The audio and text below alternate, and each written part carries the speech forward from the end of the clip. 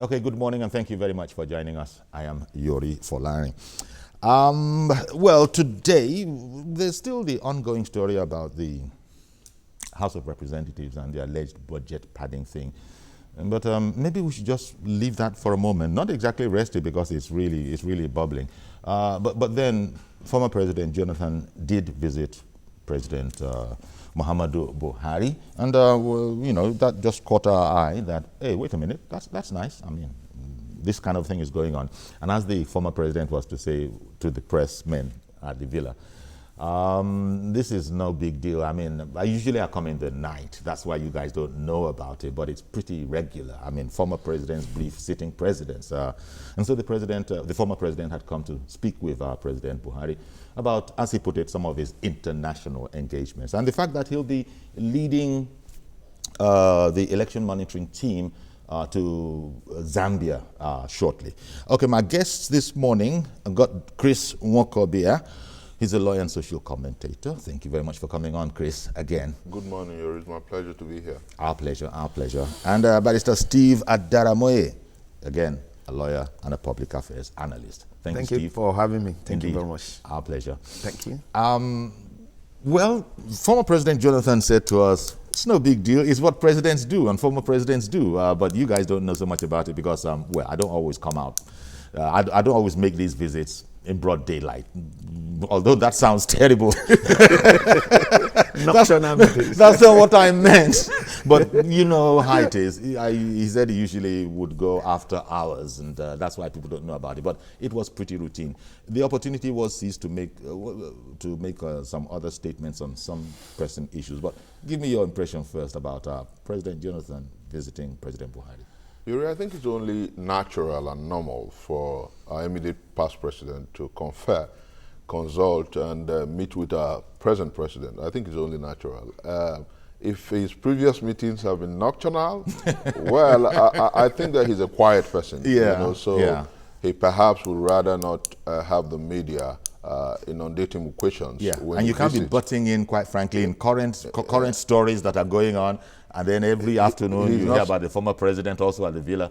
He's not so much like President Obasanjo, who would always come in the daylight. He's not so much like President Obasanjo, who would always enjoy his time with the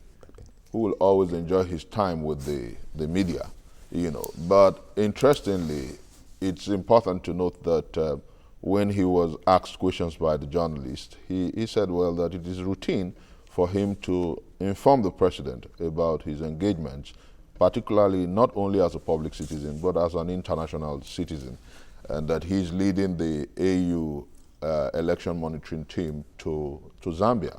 That's point number one. And then, interestingly, too, I want to say that I heard him when he talked about Aneni being an asset to Nigeria. I had a chuckle when I read that, because I don't know how much, for how long, Aneni would have to impact our country. I don't know how much he impacted the PDP. But let me Yes, let me say this: that one of the things I think was fundamental in his answer to the journalist was that the happenings in the Niger Delta is of concern to everyone, and that him and several stakeholders in the Niger Delta have been prevailing on the militants to give the peace, to allow the peace, so that our country can grow again, that he's concerned about unity, he believes in the unity of this country, and that he stands for it. And I think that's important. So I'm going to come back to you, Chris. Excellent. Steve, I imagine most of that you would have been on the same page with, and as Chris had indicated, it was important that he spoke in that way, especially regarding the unrest in the Niger Delta, and that he was among those who were prevailing. Well, as the former president said inter alia, as a former leader, you're a public property, and I think the sense he was conveying was that you never really give up on assignments for your country, even if you're not in office. Maybe just like any Nigerian, as a matter of fact, but more so for a president. I'm in the same page with Chris. For somebody like a president, former president, Jonathan Goodluck, who have occupied that very place, who have been there and knows where the shoe pinches. He also knows how it works. And how it works. There's no doubt visiting the president from time to time exhibit nothing but a cordial relationship, and at the same time, an effort, to ensure that the country moves forward peaceably. If there is anything that is so urgently desirable, needed at this very moment, I think it's the issue of security. And one of the areas where we are having a restive atmosphere is where it comes from. And situating it against the background of the statements that some people made during the last election, that if President, some people, they made that if President Goodluck does not emerge as the president that they are going to bring the heaven down, bring the roof down on Nigeria, I think to resolve the conundrum, the confusion, the ulaba over there, to resolve that very problem, I verily think it is very necessary that former president Goodluck, do not, visit Buhari. In fact, some people have been saying, like what is happening in his party, is somebody that at times very taciturn when it is very necessary and urgent for him to speak up. And I thank God for the kind of, for his sentiment, which actually he made there, to the fact that the unity of the country is very, very, very, very important. Indeed. I appreciate that very part coming from him. And at the same time, he's going to douse the tension that is on the ground. Indeed. Because some people and in some quarters actually believe that President Jonathan, one way or the other, has hand in what is happening in the Niger Delta over there. Indeed. Thank you very much, Steve. Yes. Because let me bring that point out. You look at the things that's happened and you say, what does this mean? And one of the things that it could mean, at least I did consider that possibility, is that President Jonathan, by visiting with President Buhari, and he didn't speak about all the things we want him to speak, and understandably so in some cases. He cited court cases talking about corruption. But he seems to be saying, one, the unity of Nigeria, non-negotiable, we're on the same page there.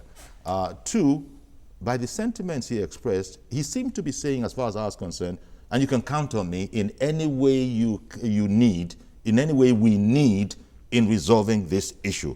I read that into his statement that he was among those prevailing on those guys to chill a bit. Those two things is what I read. That one, everybody wants the country to remain the way it is, united. And President Jonathan, identified with that. He also then went further in my mind by what he said, that you can count on me. Anytime you need me, call me. I think that one huge takeaway from that visit is the fact that a sense of comradeship, a sense of camaraderie between our sitting president and the past presidents is fundamentally important to inspire hope and confidence. In fairness to what you're just saying, Chris, that has been on from day one. Remember President Jonathan picking up the phone and calling President Buhari? That cordial matter, it's been there. It is strongly important to inspire hope and faith in that region where I hail from. And interestingly, saying that you're committed to ensuring that there is peace, saying that you're committed to ensuring that the militancy etiolates, saying that you're confident, you're interested in seeing that Nigeria moves forward is beautiful, because every so often you read the social media, you find out that there is a humongous debate and diatribe on PMB and GJ. Young people, young talks, young intellectuals, rather than thinking about moving country forward, are busy talking about election and post-election issues. And I think that seeing them walk down the stairs, I love what the media did yesterday, walk down the stairs together, bantering and smiling. gives a sense of supremacy of a nation Yeah, over but wait, individuals. But wait, you know, Chris, I hear you. I agree with you. I'm not taking anything away from you. But when you went on the underline the matter of you see two politicians walking downstairs, smiling and bantering. My use of word is advised. I understand what you it gives Have a you sense. forgotten the meal together? Our politicians I'm not coming. used to eating meals together. and after, Allah Obasanjo and stick a Okadibo. knife in each other's back. Allah Obasanjo Come and on, Okadibo. give me a No, small but break. let me say this. I understand. What it does is, my point is, it douses. I don't know to what extent, but Yes. it douses Okay. the tension. Because an observer would say to the boys in the creeks, you're here killing yourself over issues about whether the Niger Delta. Look at your former president. Look at how nice they are. Indeed. It does it works mentally. It is one way to on the think people. about it. The imagery is profound. I'll concede. And I think that we can move from there to somewhere. I'll concede. I got you. It is a way to. It is one way to consider this whole matter. But Steve, there's no escaping the fact that here are two presidents. We're not getting personal now, but here are two presidents that see things very radically differently in terms of how they go about their work, what is totally those things that where there is no negotiation, those things where it's not a matter of shades of gray, we have to be black or white. Very, very different attitudes I to work. appreciate both of them are the extreme pole, so to say. But at the same time, when you look at it carefully too, something at the epicenter, the issue of this unity, Of course. which goes to the root of Nigeria's existence, irrespective of whether there is justice here, whether there is injustice here. I think at the epicenter is the issue of unity, which is very important, and which the former president came to meet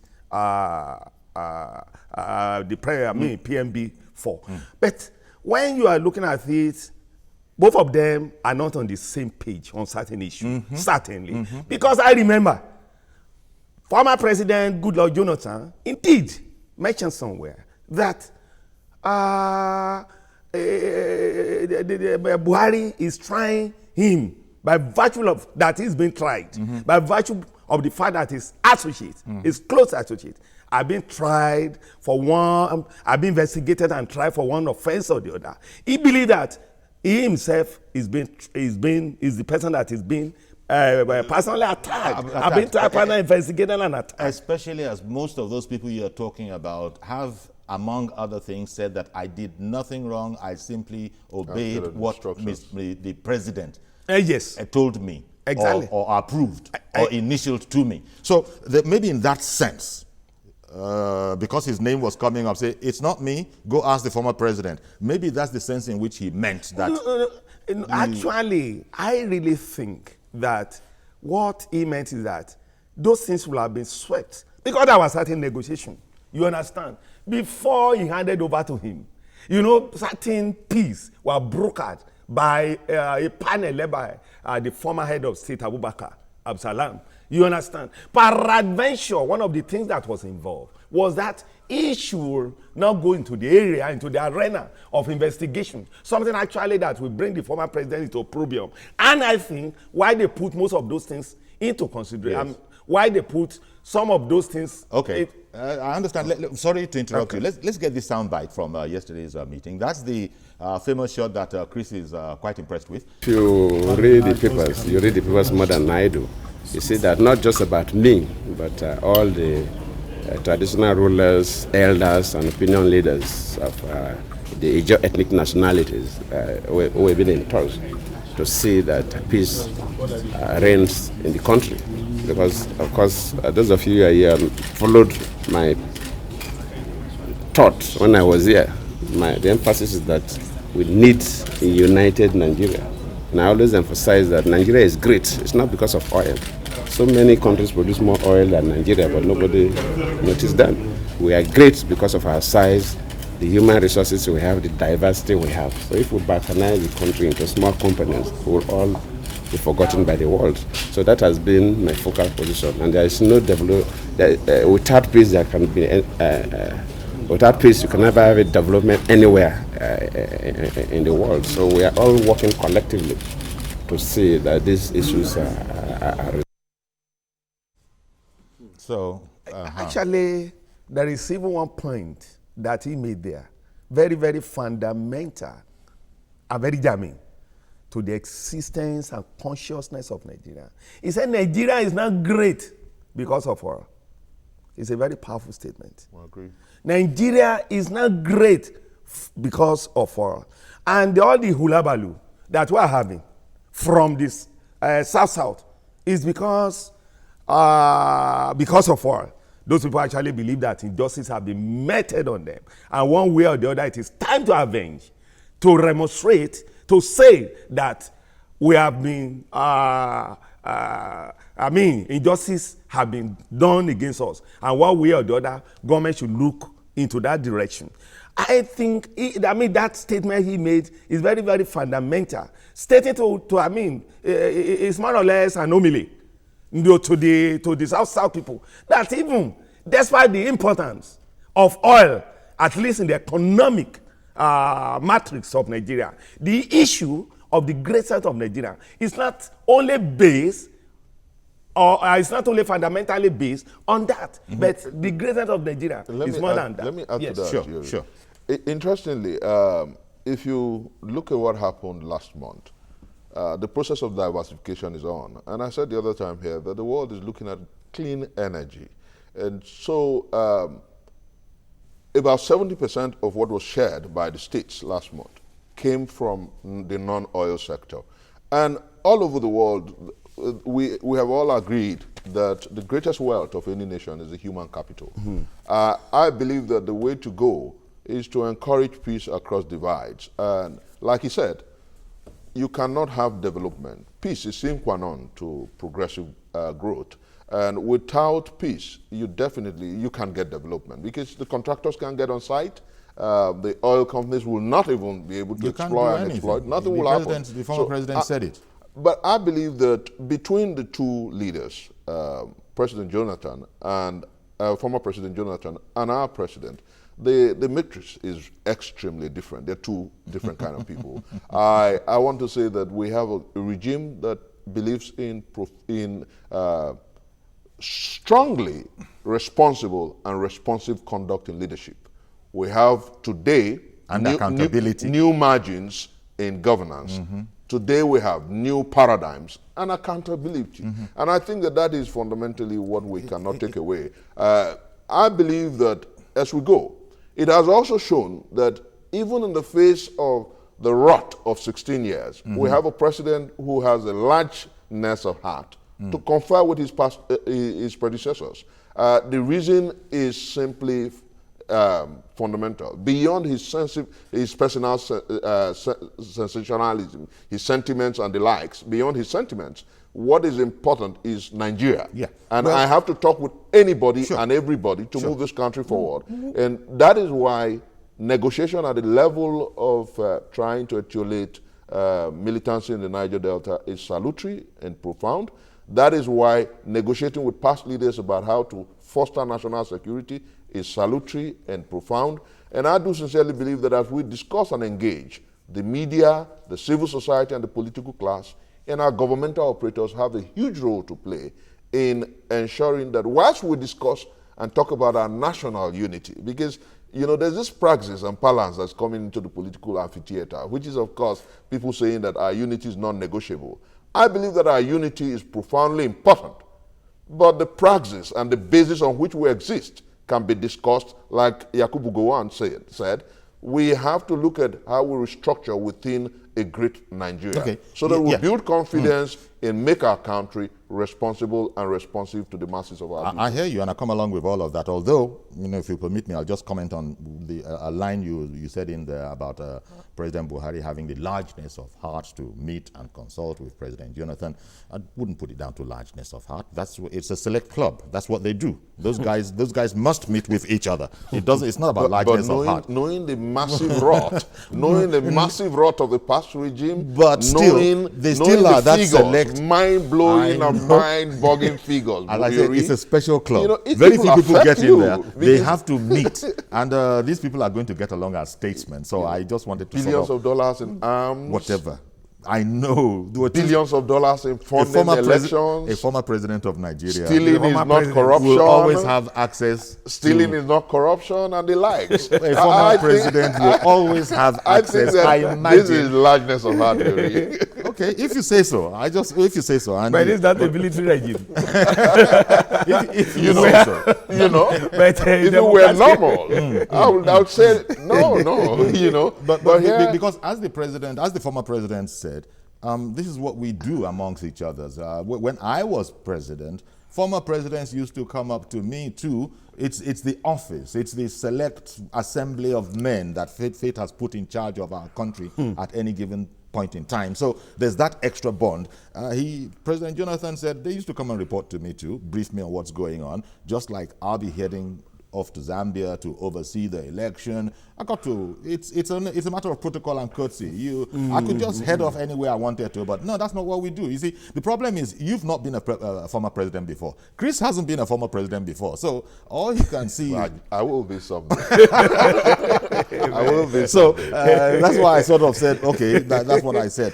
But I take everything. I take a lot, not necessarily everything, but I took a lot from what Chris said. That what the meeting yesterday could have a beneficial effect on restiveness in the creeks in the Niger Delta, because you see, we talk about body language. It reminds me of President Jonathan in his day saying, what body language are you talking about? There is a certain body language of the leadership that those people can see. And he said it. He said it that I'm among those prevailing. You see, you can't go ahead and say I'm in talks with those guys. I don't imagine, not knowing very much. But it's about as good as being in touch. talks. I mean, in talks or in touch. Yeah. And that is why he didn't say it, but I added my own implication to the matter that he probably was saying that Nigeria can count on me. Of course, he's going to have an eye out for those he will refer to as his people, as anybody would. But I think he's saying that apart from that and beyond that, it's the entirety of the country, and Nigeria, as represented in this time and space by President Buhari, can count on him to do whatever. He's just going to have his shoulder to the wheel. And so that's why I was saying to Chris, no, I am even taking President Jonathan's actions for granted. I don't want to look at it from a largeness of heart point of view. Those guys, when things want to begin to go belly up, they meet. Not so. They have this meeting where it is exclusively former presidents, including Chief Shoneko. You have Council of States. That's the Council of States. There you go. So, no big deal. Private meetings. The opportunity, Nocturnal ones. the opportunity at the Council of State level might be general. And at such a position, it might be a little bit difficult to say certain things. Like when you are meeting one-on-one with somebody. Yeah. I think on a regular basis, President Olusegun Obasanjo, do meet all of them. When, Jonathan was there, he will go there, he will meet him and do all that kind of stuff. Like you said, it's a selected club. Whoever have the opportunity, the fortune of being on that very seat is a person with repertoire of experience, one way or the other. Either he must have learned about his mistake, he must have learned about certain things he did that were okay. Well, one way or the other, he's a teacher. So at any material time, he has that he has that very opportunity to meet the president and tell him this kind of thing you are doing may not be all right. But at the same time, it's left for the person that is giving advice to take it or not. And that is why the difference comes in. And it will appear that President Jonathan has also been able to put into watertight compartments those different functions that he has to address and relate to. I'm talking, for instance, now of the whole matter of the whole plethora of corruption cases out there. His name has been mentioned in severally, because he was president. He was the top Yes, public because servant, as at and the time he everything was there, the flowed box, from him the box top on his on table, his desk. on the stretcher. So it would appear he's able to understand that. Yeah. That even though Chris pointed out but that I he think has he said had- that he had the impression sometimes that they were gunning for him, but Yuri, I think he handled that part very well, because the fact is that the matters are in court, and you cannot expect him to No way. ordinarily make statements No on way. that. Particularly with the plethora of information. You know, don't forget the story about Femi Fani-Kayode saying, I acted on instructions. Doyin Okupe I was has instructed. explained how even large Dasuki money himself that was given instruction to give money. Metu That said, a note. I was instructed. So- I was instructed. And he will be listening to Even, all of this. even some of these instruction bordering on unquestionable instructions, so to say. Some of these. Okay, sorry. Mr. Hassan. Yes. Mr. Hassan calling in from Lekki. Good morning. Good morning, Mr. Yori. Good morning, sir. Good morning, Mr. Chris Wakota. Good and morning, Mr. sir. Steve Ajaramoye. Thank you very much. Please, this is a very interesting topic. And what happened yesterday is a very profounding and something worth commending. I'm a card-carrying member of APC, but I see good things in others. Former President Goodluck Ebele Jonathan, yesterday he broke the ice and he broke the camel's back by coming out to identify with President Muhammadu Buhari in moving the country forward and identifying with him for one Nigeria. You see, when he first of all congratulated Mr. President and considered defeat, I don't think former president even consulted his wife before doing that. He did this single-handedly, and that's why rescued him. It was a last-minute rescue. Secondly, the word of yesterday, because our thought, which was highly justified, we thought his silence was a silence of conspiracy, because we know him to be together with the militants. We knew him as the godfather of the militants. Let us put it straight. But now for him to come out and say Nigeria we should not be looking at the country from the angle of oil producing. We should look at the country from the angle of human resource development, which is the bane of development of any nation in this world. Is highly commendable for that. And I really appreciate him, and I like him for that. Indeed. But what is very clear from Mr. Ajaramoye's comment, when he made one comment that I really like. You see, everybody now is now trying to dodge away. Mr. President gave me instruction. Mr. President gave me instruction. He gave them instruction for what? He must have been advised for him to give an instruction. People like the Suti intimidated Goodluck Ebele Jonathan because they were in government before him. They knew the government very well before him. And they knew the interests of government before him. Remember, the Suti was one of the longest serving aide-de-camp to General Ibrahim Badamasi Babangida. And the Suti came from the caliphate, from powerhouse. The Suti was formerly a military officer. The Suti was formerly a chairman or director general of security and military of Nigeria. They knew everything because they knew very well Jonathan lacked knowledge about the northern Nigeria. He lacked knowledge about anything about the north. So he was looking for people over there. And those people really misled him. And secondly, we have our moguls on the other side. People like Dangote, people like Elumelu, people like Tim Ovia that misdirected and misinformed this country and misinformed the president at that particular point in time. But as a leader of Nigeria, we look up to him as a leader and we take all the blame and put on him. But we should be able to differentiate between the grain and the chaff. Who influences who? We are not daft. We are highly sensitive in Nigeria. We knew people that pulled the trigger. We knew the people that, when it comes to the issue of killing, don't look at the person that pulled the trigger. Look at the person. who set it up. I'm sure that was what he was going to say. Don't just think it's the guy who pulled the trigger. How about the guy who set the whole thing up and is then lurking in the shadows? We'll go on a quick break now. Don't go anywhere, please. We'll be right back and we'll continue taking your calls on this subject.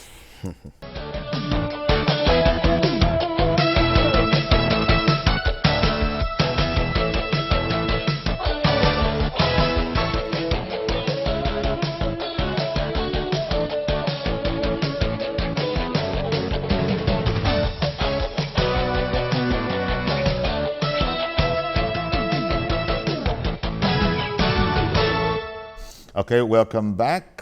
Former President Jonathan at State House in Abuja, visiting with President Muhammadu Buhari.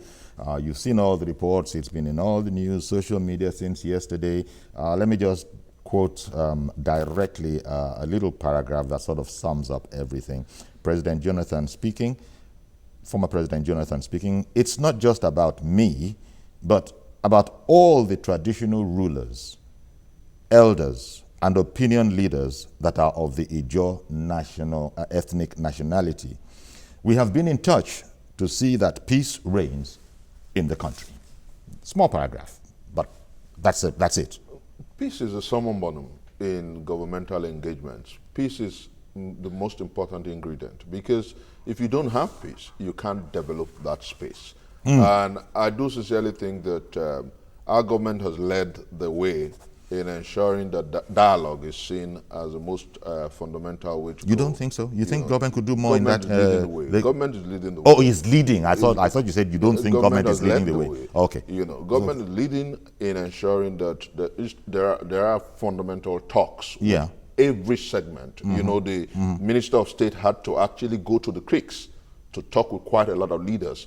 And importantly, it is beautiful that the elders in the Niger Delta and our former president are deepening that process. That's right. And together, I sincerely believe that if we truly mean well for our country and for the masses of our people, we must encourage that process of dialogue. Fine. And I exactly. think that One moment, please. I beg your cited pardon. I have someone who's been waiting for a while. I just wanted you to get to a full stop. Mr. Adedoyin, good morning. Mr. Adedoyin is calling in from Ikorodu. I've exhausted my credit. I'll call back. I'm sorry. You'll call back. My apologies. You see, yes, But, yes. I was just looking for a full stop, My but it apologies. wasn't coming You quickly. really don't mind me, you know. But the truth is that as we negotiate, as we dialogue, as we talk, peace will return to that space. Remember the threatening that on the 1st of August, they were going to declare a republic. But That is the Niger- 2 days after, Yes. the Adakabaro Avengers or something. Those ones came And up then too. 2 days after, they said that they have been in talks with our former president and several leaders in the Niger Delta who said to them, stop, maintain and keep the peace. And I think that that is important for our country. Okay, let me take Mr. Dedei calling in from Ikeja. Good morning, Mr. Dedei. Good morning, Uncle Yori. Thank you for calling, sir. Good morning to the panelists in the house. Good morning. What I want to say this morning is why we appreciate the comment of the former president when he said as Orob that Nigeria should be one, people should embrace peace. He is ready to talk to the Niger Delta people to embrace peace. I think he should do more than that. I think he should also speak to those who helped themselves with the treasury of the country under his administration. He should tell them that they should return the loot. He should tell those people who were sharing money up and down, who were sharing the money that was meant for hands. And many of them are coming out now to say that he was the one that actually gave them this money. So he should speak to them that, okay, I gave you this money, but in view of the present situation of the country at the moment, Nigeria needs this money to survive. So please do return this money. Okay. Yeah, sure, Mr. sure. I hear you loud and clear. But the former president, you'll agree, did say that he couldn't speak on any corruption-related issue because there's a plethora of cases in court. And so you'll understand. But I also understand the way you're feeling about it, too. In fact, I know that I'm not telling you anything new.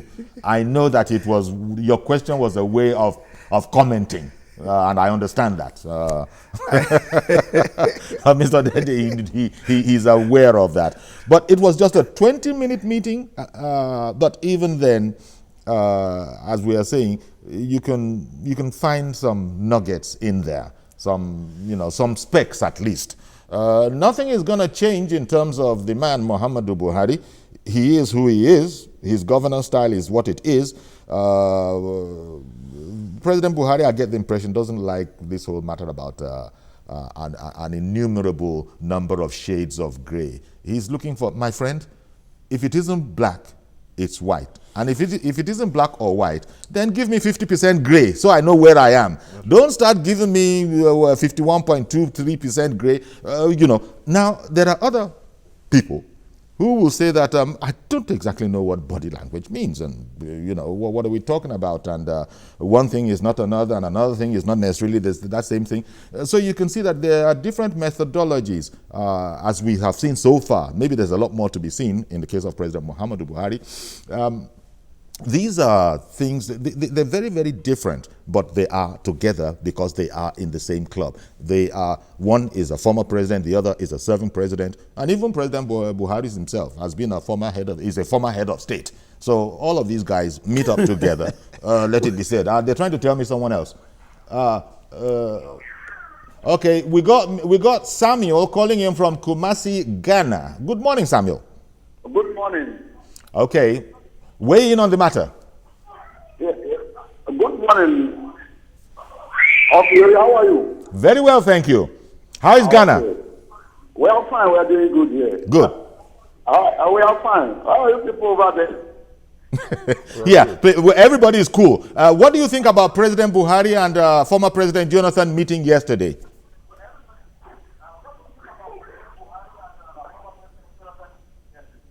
Okay. You see, I admire the former president. What he did so far is so inspired. You see, what we need in Nigeria is President Buhari. We need inclusive government. We need inclusive government. You see, when Buhari won the election, it's supposed to summon the whole stakeholders in Nigeria, all 80 tribes, because we have seen how the election goes. You see, that is the Buhari problem for now. If he can do that, call meetings, call the whole ethnic in Nigeria, people in Nigeria, the whole chief political zone. You see, let's make peace. Let these people that you love them. If you do that, we move forward. Where is Southern, North, and everybody needs Nigeria. But everybody needs inclusive government. That is Buhari's problem. So that's why you are happy that President Buhari is being inclusive. He's accepting to speak, and you admire President Buhari for his inclusiveness. Is that what you're saying? He's out. But, I think following from Chris's largeness of heart to the gentleman here who I wasn't too sure whether, because I didn't understand it when he said that is Buhari's problem, after saying that we need an inclusive kind of a setup, and President Buhari has been inclusive to the extent that he has made time, and he has to make time for a brother former president. Even though we should not over-dramatize, over-exaggerate the issue of inclusiveness. When you look history of this very, very country, it's very important. If you are put on that very... Inclusiveness is one thing, but inclusiveness in what? I think what... If we're talking about fighting corruption and we're talking about inclusiveness, not keeping anybody out. No. If so far your topic and your purpose and your, what do you lawyers call? Motive. So far your motive is pure abolition of corruption. Come on in. But if it's a matter of compromise, can we find soft landing for this, that, and that? And you can't talk about inclusiveness there, can you? I don't at all. No. But I have someone on the line. Let me not lose them. Mr. Taufik from Oshogbo, good morning. Good morning, sir. And good morning to the two journalists in the house. Okay. Good morning. So, Mr. Yori, all you happen is that, to me, I don't see any big deal in the former president visiting Mr. President. It's long overdue if we are to be sincere to ourselves. You see, I believe his visiting is even to the benefit of Niger Delta, not in Nigeria. As a matter of fact, is when we had a president that showed them that I mean business. Mm-hmm. And if these guys try to do anything nasty to me, I'm going to deal with them too. That was when I realized, because all this while, these guys have been disturbing this nation. I've never seen any of the leaders in the Niger Delta that folded. Mr. Yori, I can't know your home more than you do. You are the head of your home. You should know your boys. You should know who is who. You should call them to order. But thank God for him now coming out to let them understand. Because I could remember about 3 days or 4 days ago in the program, there's a lawyer that comes from Lagos. He's claiming that it's from Lagos Delta, that they give them that money to build Abuja, to build Lagos. I love this man now coming out to let them understand. If divided Nigeria, we can't be straight as we are today.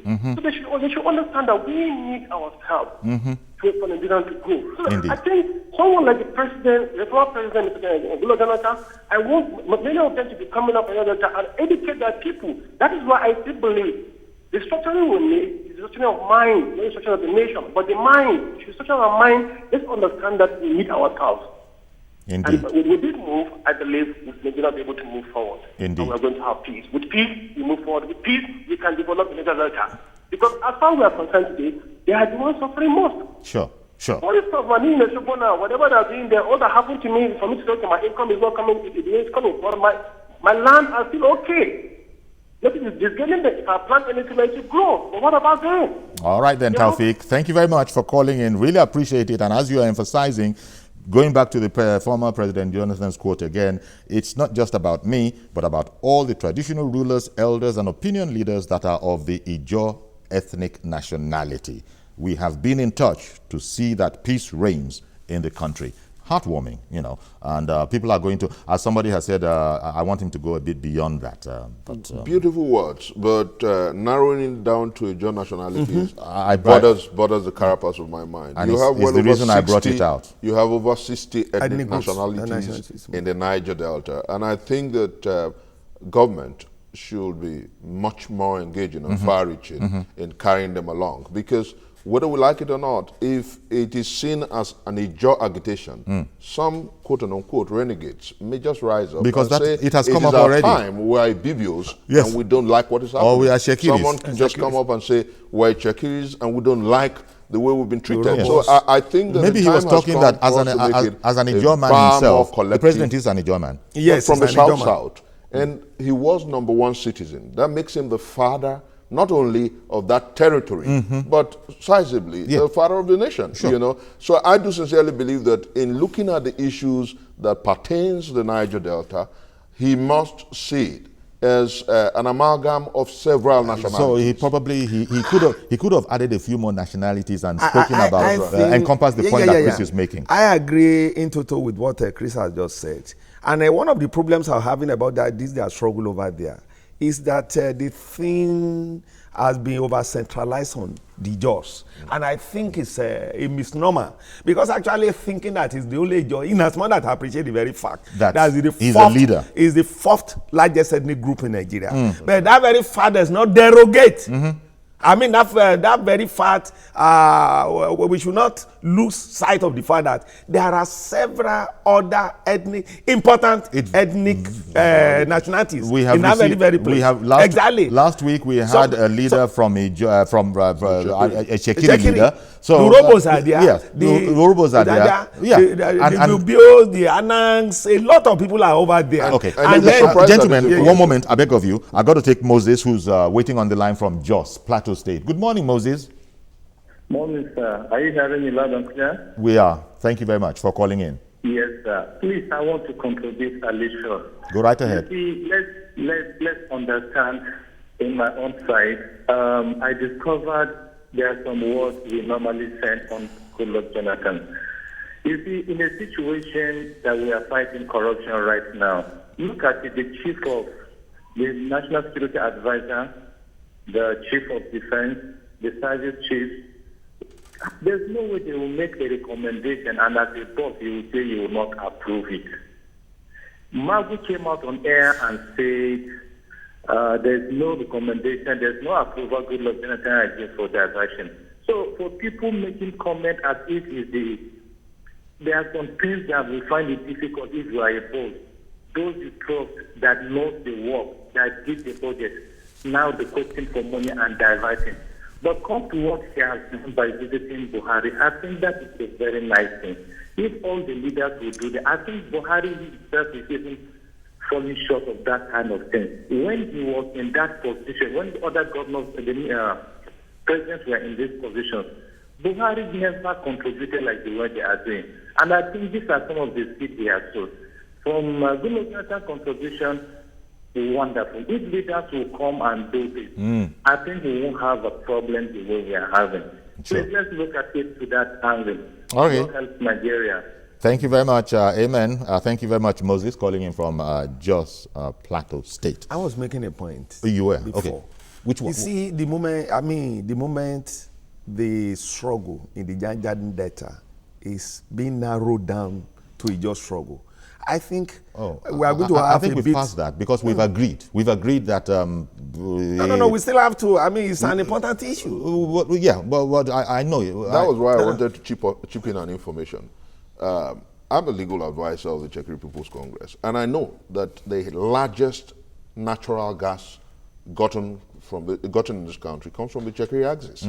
I know that about 300,000 barrels of oil per day comes from the Chekri land. And when you try to narrow down the agitation to perhaps a job people, you sham Abraham, you run away from reality, and you make a mess of the collective agitation the prince of the Niger Delta people. The prince who came in, Ekwejuno Eche. Yeah, Ekwejuno Eche, he really underlined that particular point and sharpened it, that we're not going to make very, very much progress until what you're saying is, and what Steve is saying, is totally embraced, that it's not just about the Ijaw ethnic nationality. That's right. It's the South generally. I'm sure that a space of well over 60 ethnic nationalities. I'm guessing that the former president will be the first to agree with you. I'm guessing, but it was just maybe an unconscious slip, that kind of a thing. But here we are.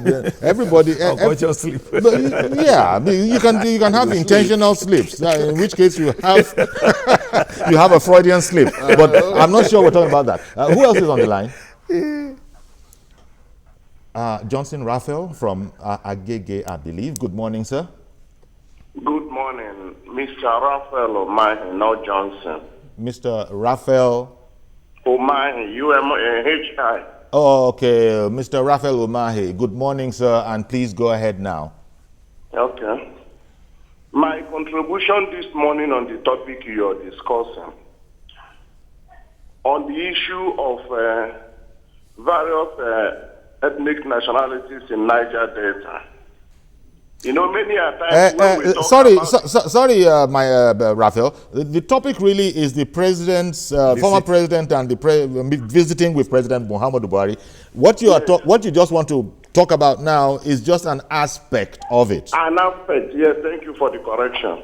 A bit addictive. The bigger truth that we fail to tell ourselves is that of all these nationalities in the Niger Delta, can we say that this is a particular time for which the government at the center have actually allowed them to bring the true representation that they need? Because many a times when we discuss of Niger Delta not being the bloat and the people from Niger Delta being the cause, the question is how many of them can truly say that they were actually sent by the Niger Delta people to represent them? Then on the issue of President Goodluck visiting Buhari, just like a caller said, that is for the interest of the Niger Deltans. I don't think it is, because we are all suffering as a nation. If indeed that as our leaders always claim that Nigeria must be one indivisible entity, time has come when those of us who are followers to these leaders must begin to chew the words that we dish out on national radio and television. Because whether we like it or not, where we are today is not actually our own handmade. But the same so-called leaders who brainwashed us with different ideologies that is not good for this nation, which some of us still find the embers. So Niger Delta struggle is for all Nigerians. Thank you very much, Raphael. I got to let go of you now. We've completely run out of time. Really appreciate your calling in, Raphael. And well, that's about, he says it, because that last part of it, it's coming out from when I read the quote again. That's when it hit home probably that, wait a minute, that whole Niger Delta matter, is that not a slip there? Because there's a lot more to the whole Niger Delta than just the Ijaw ethnic nationality. But generally speaking, we're saying that kudos to the former president, kudos to the sitting president. These two gentlemen of this select club of Nigerian leaders, they met up, and thank you very much for weighing in on it and sharing your perspectives on it, Chris, Dr. Chris Nwokobia. Legal advisor, as he just told us, to those people. but can I chip in? No, we run out of time. Steve, thank you very much. Can't tell you how much we appreciate you and both of you. Thank you, guys. I've got to run now. I'll see you tomorrow with a fresh edition of the program, God willing. I'm Yori Folarin. Bye-bye for now.